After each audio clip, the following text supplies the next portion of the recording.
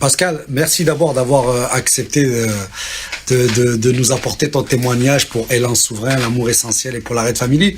Moi, j'ai une question parce que qui nous arnaque, on sait depuis quelque temps qu'ils nous arnaquent, on l'a vu avec les masques, il y a une loi qui dit interdit de dissimuler le visage et ils mettent des décrets. Donc on sait qui tient. Moi, ce qui m'importe, c'est parce qu'il y a la notion des syndicats dedans. Donc si je veux bien comprendre, l'URSSAF va collecter de l'argent. Une grande partie de cet argent va être remise de toute façon dans tout ce qui est le médical, le social, etc. Et ce qui pose en fait problème, c'est qu'il y a une partie de cet argent, et quand on dit une partie, c'est un petit mot, puisque déjà, depuis mars 2018, on sait qu'il y a 40 milliards qui ont été mis dans une banque. Et le problème, c'est qu'on ne sait pas ce que devient cet argent, et encore pire, c'est-à-dire qu'il y a des syndicalistes ou il y a des gens qui dénoncent qu'une partie de cet argent, en fait, va servir à des profits qui vont finir aussi chez des syndicats. Et ce qui est étonnant, c'est que donc les syndicats que nous connaissons participent eux aussi à ce que l'argent public soit détourné et à leur profit aussi, voire même, puisque j'ai entendu quelque chose de fou, quand on achète des produits immobiliers, etc., on payait avec de l'argent liquide, c'est-à-dire qu'on fait tout pour ne pas laisser de traces et pour ne pas dire en fait que dans le monde syndical aussi, on participe à arnaquer les gens. Et ce que tu dis, c'est tellement fort qu'il y a des syndicalistes qui vont nous entendre, il y a des gens qui vont nous entendre. Est-ce que dans les documents que tu as, tu es assez béton pour que des syndicalistes puissent être en face de toi et dire que tu dis des conneries? Ah bah, au niveau des syndicats qui touchent une partie, il suffit de sortir le document financement des syndicats. Donc déjà ça c'est illégal à la base, parce que c'est pas les... un syndicat qui touche une partie des charges patronales, c'est quand même grave quoi. Un syndicat il est là pour défendre les ouvriers. Bon il y a la partie MEDEF, l'employeur, mais qui touche eux de l'argent sur des charges patronales, il y a anguille sous roche là. Il y a anguille sous roche. Ça veut dire qu'il y a un profil d'intérêt. Tu as essayé de voir après le syndicat, qu'est-ce qu'ils font de cet argent? Bah non, moi j'ai fait des actions, j'ai demandé à des syndicats qui dénoncent l'URSSAF, et ils vont pas dénoncer l'URSSAF, c'est l'URSSAF qui leur donne à manger, c'est eux qui ont créé l'URSSAF en 1960, on a le document. La sécurité sociale, elle a été constituée par Ambroise Croizat, après en 1960, ils ont créé un organisme de droit privé, illégalement, qui n'a pas été déclaré. Et c'est là la faille du système de la sécurité sociale, c'est que maintenant, comme ils ont créé un organisme dans l'illégalité, ils créent d'autres organismes, toujours dans la continuité de l'URSSAF qui est pas légal. Et qui sont pas légales, quoi, et qui sont pas déclarés. Et on a les documents des tribunaux, on a ACOS, URSSAF, RSI, CIPAV, la MSA, tous ces organismes, la MSA qui est une confédération qui prélève les cotisations sociales des artisans, agriculteurs. Pourquoi ils dénoncent pas le système de détournement de fonds parce que toutes ces parties-là touchent une partie... On va venir sur ce point justement. Oui, merci. Comprenons-nous bien, on a beaucoup parlé là des artisans, des entrepreneurs, mais nous tous en tant que salariés, nous sommes concernés au premier chef. Ce n'est pas une histoire d'entrepreneur, de chef d'entreprise, de patron, de ce que vous voulez. C'est nous tous en tant que salariés, parce que dans votre bulletin de salaire, regardez-le de près, il y a la cotisation que vous, en tant que salarié, on vous prélève, mais il y a celle aussi de l'entreprise, donc tout le monde est concerné. Et c'est là qu'on va rentrer, Pascal, si vous voulez bien, sur cette histoire de détournement de 40 milliards en mars 2018, et là-dessus, il y a des documents officiels, il y a 40 milliards, je me suis pas trompé, on dit bien 40 milliards de notre argent qui a été détourné dans une banque, sachant pertinemment que cette banque était suivie pour abus de biens sociaux, détournement, blanchiment d'argent. On ne dit pas n'importe quoi, blanchiment d'argent. Notre argent détourné dans une banque qui blanchit de l'argent qui a été inculpé 11 mois après ce dépôt de 40 milliards à 4 milliards de pénalité. Donc c'est pas n'importe quoi. N'oubliez pas, c'est notre argent. C'est le vôtre, c'est le mien, c'est le sien. Pascal, si tu veux bien, explique-nous la situation. C'est pas la faute des gens du RSA en tout cas. Non, Qui a le trou de la sécu. Non, les cotisations, charges patronales, charges salariales servent justement à payer Pôle emploi, le RSA, tout le social. Sert à faire fonctionner tout le social. Tous ceux qui sont en perte d'emploi bénéficient de l'argent des charges prélevées par les charges patronales et les charges salariales. Voilà. Mais il y a une énorme somme d'argent, donc il faut la faire fructifier, et ça, j'en suis entièrement d'accord.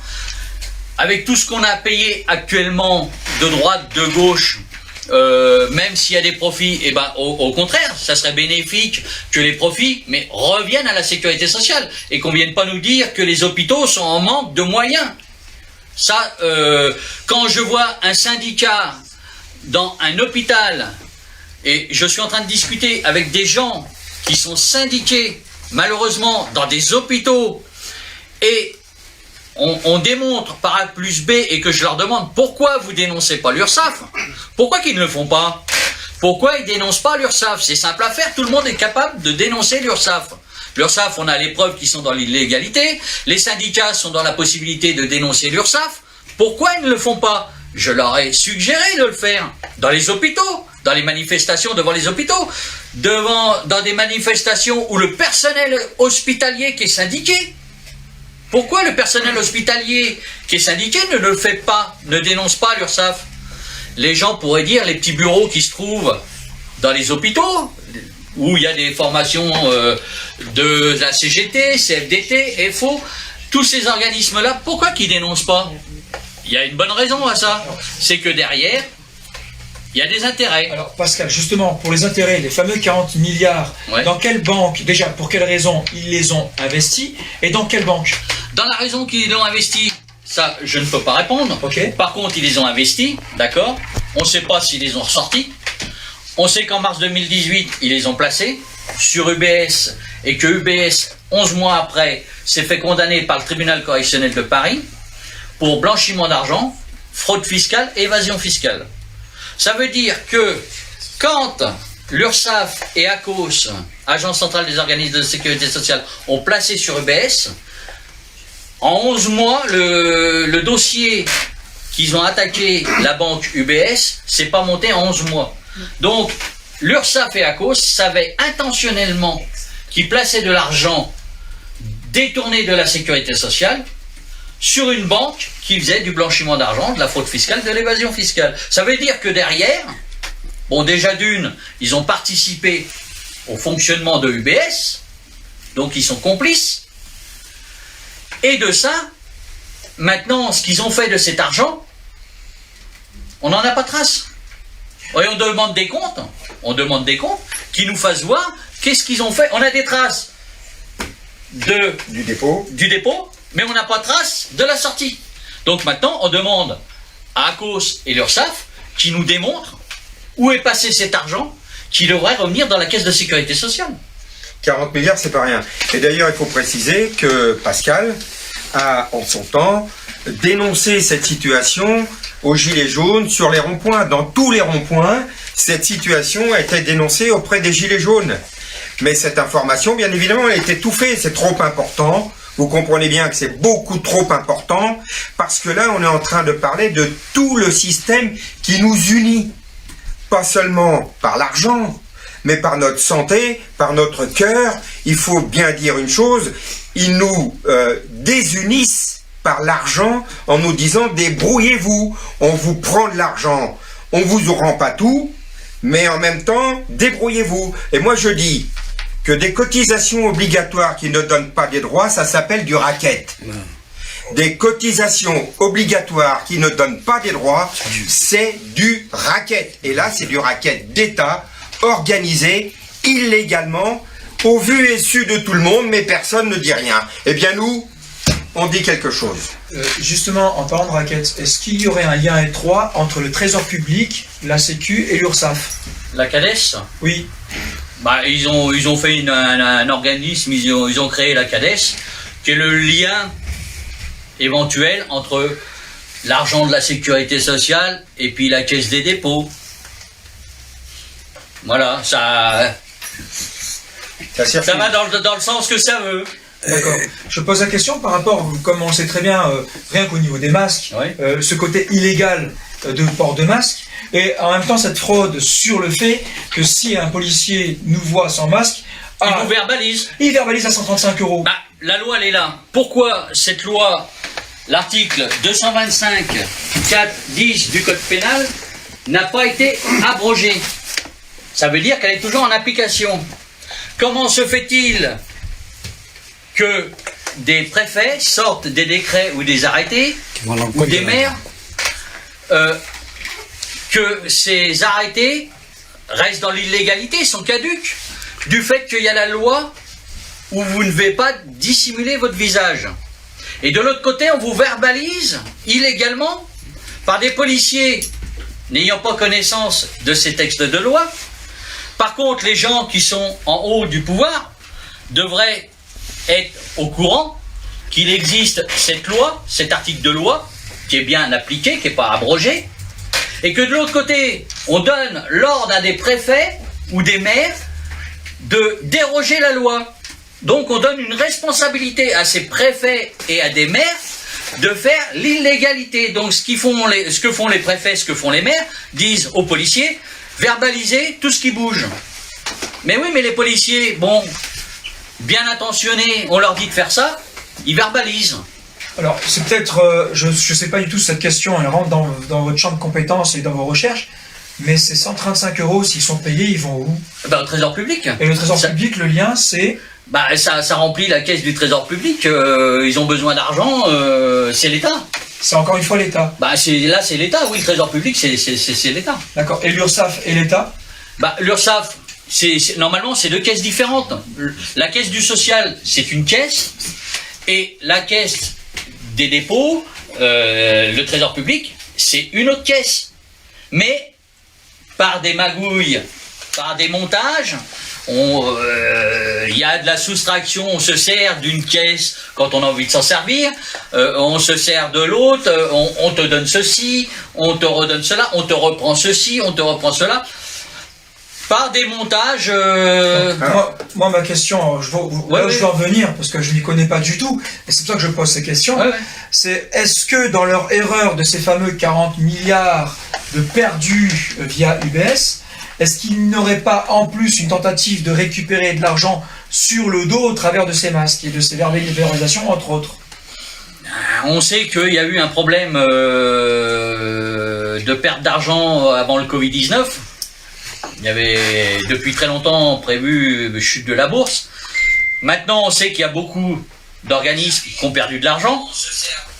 Maintenant, est-ce qu'ils ne se servent pas du prétexte du masque de mettre 135, et j'ai appris là que l'amende elle est montée à je sais plus combien, c'est plus 135 à des endroits, donc ça permet de renflouer la caisse du Trésor public. Alors 135 c'était la première, la deuxième, parce que nous on l'a eu aussi, c'est 1700 et quelques, et la troisième c'est la prison si on met pas le masque. Juste une question. Vous dénoncez tout ça et vous arrivez même avec des dossiers énormes pour prouver tout ça. Est-ce qu'il y a une solution? Est-ce que les gens qui nous regardent, il y a 1 millier de personnes là qui regardent, est-ce qu'il y a une solution pour vous aider en fait à faire éclater ce scandale? La solution, c'est de demander de faire appliquer la loi. La loi française est très bien faite, il suffit de la comprendre, la définir et de bien la lire. À partir de ce moment-là, vous allez comprendre que les textes de loi en France sont très bien faits. Et si tout le monde s'en servait de cette loi et demandait que cette loi qu'on essaye de détourner, qu'on la mette en application, il n'y aura peut-être pas tous les problèmes qu'il y a actuellement. Mais il y a une association, il y a quelque chose pour parce que il faudrait qu'on demande, mais individuellement comme ça, tout ça, on est perdu. Est-ce qu'il y a une association, est-ce qu'il y a une structure, est-ce que vous connaissez un organisme qui existe et qui s'attaque à ça? Comment dire, Maître Carlo Alberto Brussa, qui lui a sorti un texte justement, et il a sorti un texte gracieusement, dites-vous bien, il a sorti un texte gracieusement pour un avocat. Ouais, bravo, il a fait fort. Merci Maître Carlo Alberto Brussa, je vous remercie. Donc de faire une action gracieuse pour un avocat, c'est formidable. Moi je parlais de l'URSSAF. Pardon. Je sais, là, non, je dis juste, est-ce qu'il existe une association qui s'attaque à cette illégalité, à cette mascarade? Il existe le syndicat Thales, Hakim Rezouane, qui lui va pour les artisans dans les tribunaux et qui plaide pour les artisans. Alors bien sûr, il est débordé, bien sûr. Là, il a monté une structure au Luxembourg. Il est en train de monter une structure, il a des structures un peu dans l'Europe, hein, il est en train de monter sa 3e structure, donc justement pour défendre les artisans européens. Mais ça n'attaque pas le système. C'est-à-dire concrètement... c'est quand Hakim Rezouane se trouve devant les juges, c'est toujours les juges du TAS.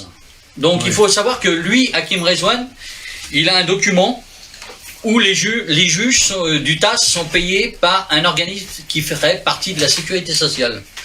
Et à côté, bien sûr, les assesseurs, qui sont les syndicats. Donc, on est jugé donc par un système. On peut rien faire par ce système-là comme ça. Ouais. Voilà. Moi, il s'est passé une petite chose que du tribunal du TAS, c'est passé actuellement au tribunal correctionnel d'Alençon.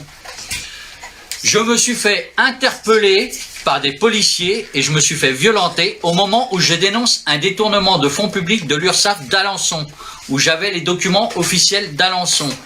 Ces policiers ont voulu me soustraire, démanteler mes panneaux, du fait qu'ils n'ont pas le droit. Ces personnes dépositaires de l'autorité publique n'ont pas le droit de démanteler mes panneaux. De ça, ils m'ont violenté parce que j'ai voulu les filmer. Il faut savoir que j'ai la circulaire où j'ai le droit de les filmer. J'ai la circulaire 2008 où j'ai le droit de les filmer. Donc, de fait que j'ai voulu les filmer, ils m'ont violenté et ils ont détourné la situation comme quoi que c'était moi qui les avais violentés, sans parler au tribunal, dans le dossier, sans parler du détournement de fonds publics dont était la cause que je dénonçais. Ils ont détourné la situation en leur faveur. Et le procureur de la République a reçu un dossier de 83 pages, avec une lettre de 17 pages. Celui-ci a classé le dossier sans suite, où dans la partie objet était mentionné que j'étais en train de dénoncer un détournement de fonds publics au moment de l'interpellation par 3 policiers qui m'ont interpellé illégalement. Je finis juste avec ça. Pourquoi vous ne montez pas une association dans ce cas-là? On y vient. On y vient. Juste une petite précision. On a mis tout à l'heure en avant le rôle des policiers. Il ne s'agit pas de nous opposer aux policiers. On dit simplement aux policiers, vous êtes concernés au même titre que nous. Rejoignez la vérité. La vérité, vous avez, vous, le pouvoir de faire en sorte qu'elle éclate. On ne s'oppose pas à la police fait son travail qu'on lui demande de le faire, et c'est donc les décideurs qui sont nos tortionnaires. La police doit être avec le peuple parce que c'est son rôle. Donc on ne dénonce pas la police. Maintenant, je voudrais, par rapport à ce qui vient d'être dit, on dit la police, bien évidemment, les gendarmes, l'armée, toutes les organisations qui contribuent au bien-être, au vivre ensemble, qui assurent la sécurité, qui assurent la santé, qui assurent l'extérieur, la protection extérieure de la France. Donc. Et sachez que vous, toute personne dépositaire d'autorité publique, quand vous savez qu'on vous donne des instructions qui sont dans une entière illégalité, vous devez le dénoncer. Article 40 du Code de procédure pénale. Ça, c'est dans vos droits vos devoirs et vos obligations, messieurs. Donc, quand vous mettez, sachez une chose, quand vous mettez 135 € à une personne dans un lieu public ou privé, déjà vous n'avez pas le droit de rentrer comme ça. Et quand vous interpellez quelqu'un sur un lieu public, par l'article 225 4-10 du Code pénal, vous pouvez être amendable de 30 000 € d'amende et 1 an de prison. Mais toute personne dépositaire d'autorité publique, vous avez des obligations et ça coûte plus cher pour vous parce que vous faites un acte arbitraire et attentatoire. C'est l'article 432-4 du Code pénal. 75 000 € d'amende, 5 ans de prison. Et ça ne s'arrête pas là. On peut en sortir d'autres des articles de loi. Ces articles de loi ne sont pas abrogés. Toute personne dépositaire d'autorité publique qui agit arbitrairement avec des actes attentatoires aux personnes peuvent se faire condamner. Sachez une chose, si nous, à nous tous, nous demandons à que vous soyez condamnés, parce qu'il faut savoir que quand même, par l'article 6 de la Cour européenne des droits de l'homme, vous êtes, par cette Cour, condamnable. Place, emploi public, toute personne dépositaire d'autorité publique est condamnable, au même titre que tout citoyen. Alors nous, on n'est pas là pour dire attention, il va vous arriver quelque chose, police, gendarme, etc. Au contraire, prenez conscience de la situation. Vous êtes en droit d'exercer ce que la loi vous autorise à faire. Faites-le. Cela vous concerne. Défendez le peuple qui est là pour vous et avec vous. Moi, on parlait tout à l'heure donc de cette histoire d'association. Bientôt, suivez les différents réseaux sur lesquels vous êtes en ce moment. Et je tiens à remercier maintenant Amour Essentiel, Rendez-vous après le Covid, la Red Family, Zahiri Abdel, enfin tous ceux qui sont là maintenant, les Gilets jaunes, etc. Merci à vous. Suivez les réseaux sur lesquels vous êtes en ce moment. Parce que dans très peu de temps, vous allez avoir des informations complémentaires. Cette association qui va avoir le poids nécessaire pour soutenir l'action de Pascal qui, depuis 2 ans, se bat tout seul. Et on voit bien que là, on a affaire à une structure qui, à la fois, juge et partie. Les loups se mangent pas entre eux. Donc, ils vont pas s'auto-condamner. Il n'y a que le peuple, avec la loi, qui peut faire tomber un système qui est pourri de l'intérieur. Donc révoltons-nous, il n'y a pas d'autre solution, mais dans la loi, dans l'ordre et sans violence. La loi, toujours la loi, qu'elle est avec nous. Alors, dans une question, on a parlé à l'instant justement par rapport aux lois qui sont soumises à nos corps d'État de type policière. Qu'en est-il des huissiers ? En fait, en règle générale, parce que nous savons que les huissiers sont mandatés souvent par des organismes, et on sait que la réputation de l'URSSAF est souvent d'utiliser un petit peu les huissiers pour aller, je dirais, piquer certaines sociétés. Qu'en est-il de cela d'ailleurs ? Les huissiers de justice qui sont des officiers ministériels, par justement l'article 40 du Code de procédure pénale, ils ont des droits, des devoirs et des obligations. Malheureusement, c'est comme toute personne dépositaire d'autorité publique, ils oublient leurs obligations.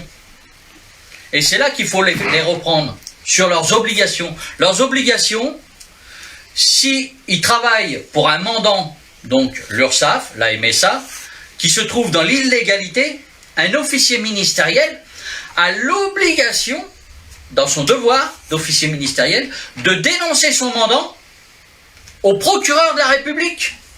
Et le procureur de la République, par l'article 41 du Code de procédure pénale, lui, a l'obligation, si les allégations sont mensongères, de condamner la personne, soit d'ouvrir une enquête, ou classer le dossier sans suite. Mais il faut savoir qu'actuellement, excuse-moi, des organismes, des directeurs, ces plaintes, les procureurs de la République, Lille, Alençon, Nantes, Douai, Rouen, classent les dossiers sans suite. On parle de détournement de fonds publics. On ne joue pas, là, dans quelque chose qu'on pourrait classer sans suite. C'est du pénal. Et on vient nous dire que ces situations-là, ce n'est pas du pénal. Les politiques sont au courant de tout ça ? Les politiques, oh, je pense qu'ils regardent leur portefeuille, ils veulent pas trop parler de ces situations-là. Mais alors du coup, au niveau des huissiers, techniquement, s'ils devaient respecter donc leur loi, au moment où ils reçoivent le mandat de cet organisme, ils devraient se retourner directement contre. C'est à lui. Alors, un officier ministériel, il faut savoir que un titre de paiement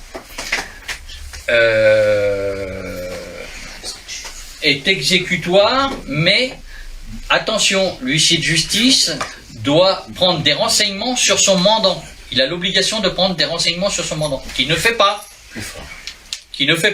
Donc automatiquement, il va saisir chez les artisans illégalement et il t'incite d'aller au tribunal du TAS pour que le titre de paiement devienne un titre exécutoire. Mais comme le titre de paiement qui devient un titre exécutoire, que ça a été jugé par un tribunal où c'est les syndicats qui représentent ce tribunal, je vois pas là, pour moi c'est un tribunal qui reste dans l'illégalité et il donne des jugements tronqués quoi. Et on s'en rend compte qu'à la longue, c'est des jugements tronqués et je peux en parler en connaissance de cause. Moi-même, j'ai eu une décision de justice rendue tronquée. Et ça, les procureurs de la République, on a beau leur apporter avec des dossiers, les dossiers les classent sans suite. Et ce qui est grave, c'est que les procureurs de la République sont entre la personne qui dénonce et la justice. Donc, quand un procureur de la République classe un dossier sans suite, ça veut dire que le procureur de la République fait entrave à la justice. Et ça, c'est un délit grave au niveau d'un magistrat, parce qu'un procureur de la République est un magistrat. Donc, un magistrat qui entrave la justice pour extorsion de fonds, abus de pouvoir, qui c'est qui doit être condamné là Donc on est bien, soyons pour nos auditeurs, tous ceux qui nous suivent, tous nos internautes, revenons-en à la source. On est en train de parler de la manière dont on détourne notre argent à travers les cotisations sociales. Des milliards, en milliards d'euros, et en même temps on vous dit vous dépensez trop d'argent chez le médecin à l'hôpital, on a du personnel médical qui est sous-payé, qui est maltraité, on a tout un tas de personnes qui n'arrivent plus à se soigner, et pendant ce temps-là, il y a un système où les gens sont à la fois juges et partis qui condamnent à chaque fois que vous dénoncez ce système. Nous allons donc créer cette association. Suivez bien vos réseaux, chacun, ça va être diffusé, n'ayez crainte. Aujourd'hui, je vous ai dit tout à l'heure, on amorce la bombe.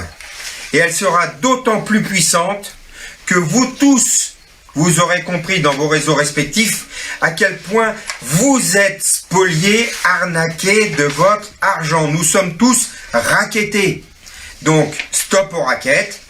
Il n'y a pas de problème de sécurité sociale si l'argent que nous cotisons est utilisé pour ça.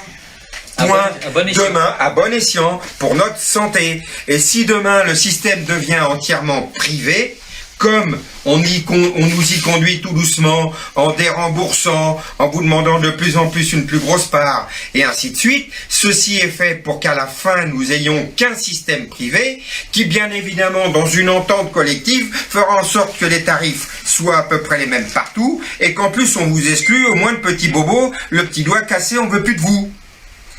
Est-ce que c'est de ce système-là que vous voulez, ou bien est-ce qu'on reste sur cette notion de sécurité sociale humaine qui prend en charge les gens, les personnes qui en ont vraiment besoin au moment où elles en ont besoin? C'est ça la vraie question. Juste entre parenthèses, avec le Covid, elle a été énormément alourdie, la dette de la sécurité sociale.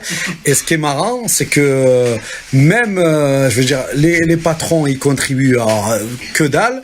Et du coup, l'idée derrière tout ça, c'est que le Covid n'est pas pris en charge par la sécurité sociale pour tous et qu'il y a des gens qui ont été soignés du Covid et qui ont reçu des factures de 1500, 1600, alors qu'à côté, ils détournent, ne serait-ce que pour ce que nous en savons depuis 2018, 40 milliards. Ouais, ça veut dire qu'on est des vrais pigeons. D'ailleurs, en parlant des 40 milliards, s'il y a des bénéfices, généralement, ils s'en servent à quoi de ces bénéfices ou de cette gestion? C'est la question, justement. C'est la question. C'est la question, parce est-ce qu'on qu'il y a des acquisitions de biens? Est-ce qu'il y a quelque chose qui va... Mis à part le placement où on a le document, On sait rien. reste, il n'y a aucune vue. Ouais. Et il se charge justement à qu'il n'y ait pas de vue sur ces mouvements d'argent. Ils veulent pas qu'il y ait de la transparence. C'est pas leur but. Il y a tellement un système de montage qui est fait derrière, ils veulent pas donner de la transparence. Donc finalement, une question qui nous revient souvent, tout cet argent, si on le comprend bien, ça fait des décennies que cela s'opère. Depuis 1960, depuis la création de l'URSSAF. D'accord, donc que ce soit bien entendu par tout le monde, bien évidemment, puisque ça concerne les Françaises et les Français. Pascal, est-ce que tu peux nous donner le montant approximatif depuis... Non, sincèrement, je suis pas dans les comptes. On parle en centaines de milliards. Bah, en 2 ans, tu as 40 milliards. En 2 ans, 40 Il y a 2 ans, milliards. il y a 2 ans, 40 milliards. Sur ce dépôt. Hein. D'accord, merci. Ce que je voudrais rajouter, peut-être pour nos auditeurs, on va essayer de ne pas trop alourdir la journée. Retenez simplement cette chose-là. Aujourd'hui, nous avons allumé une petite lumière dans votre esprit et surtout dans votre cœur. Nous sommes touchés au cœur, chacun. Qu'y a-t-il de plus important que notre santé?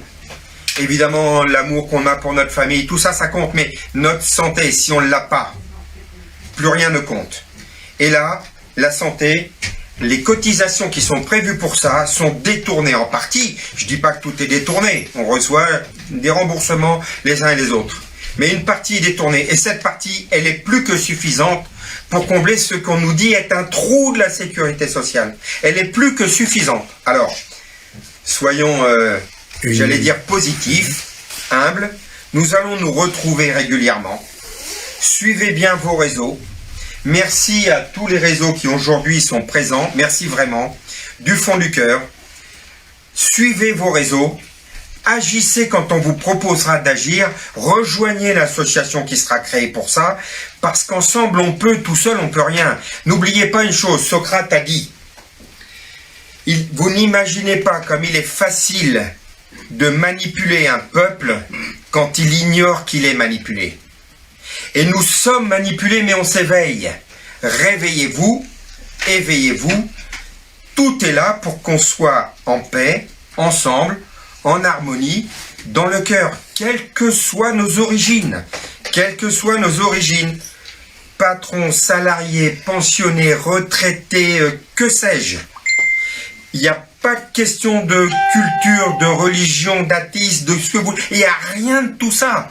On est dans le cœur en train de se dire, nous avons le droit de recevoir ce pourquoi nous sommes d'accord collectivement pour payer. Il n'est pas question de dire on ne veut pas payer. On veut recevoir le fruit de ce que l'on paye.